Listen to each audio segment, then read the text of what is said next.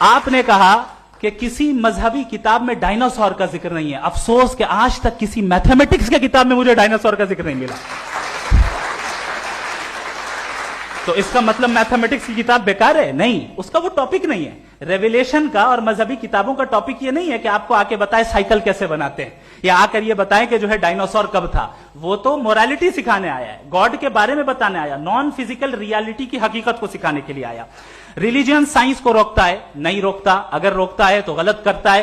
Religion سائنٹزم کو روکتا ہے, جس میں ہمارے جاوید صاحب مبتلا ہیں.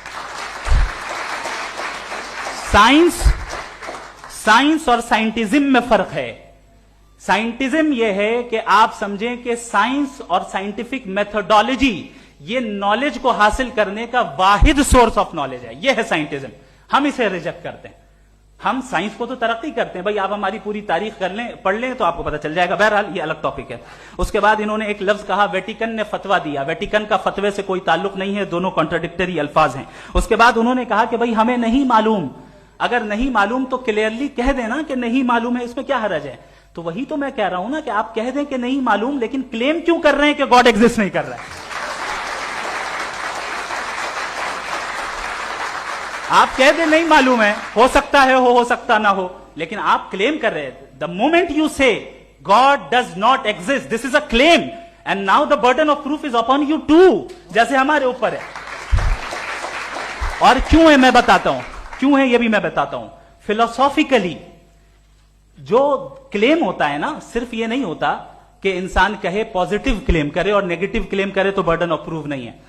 آپ مثال کے طور پہ میں کہوں کہ فلاں اس کمرے میں کوئی نہیں ہے, میں نے ایک نالج کا کلیم کیا ہے. اس کمرے میں کوئی نہیں ہے, میں نے ایک نالج کا کلیم کیا. یا تو میں کہوں مجھے نہیں پتا, ہو بھی سکتا ہے نہیں بھی ہو سکتا ہے, دس از ناٹ اے کلیم. لیکن جب میں کہہ رہا ہوں کہ وہاں کوئی نہیں ہے, یا میں کہہ رہا ہوں وہاں کوئی ہے, دونوں کلیم ہے اور دونوں کے اوپر برڈن آف پروف ہے. ہمارے اوپر بھی برڈن آف پروف ہے. میں نے کنٹینجنسی آرگیومنٹ دیا, اسے توڑ کر دکھائیے. آخری چیز, انہوں نے کہا کہ خدا دنیا بنانے سے پہلے 150 سال پہلے یا کروڑوں سال پہلے کیا کر رہا تھا. ارے حضرت, چلیں بہرحال میں جواب دے دیتا ہوں. آپ ہمارے ریسپیکٹڈ پرسنالٹی ہیں, اگر آپ نہیں ہوتے تو میں ایسے انٹرٹین ہی نہیں کرتا. ٹائم یہ 100 سال پہلے یا 100 سال بعد, پہلے بعد میں ابھی, یہ وہ الفاظ ہیں جن کا تعلق ٹائم سے ہے.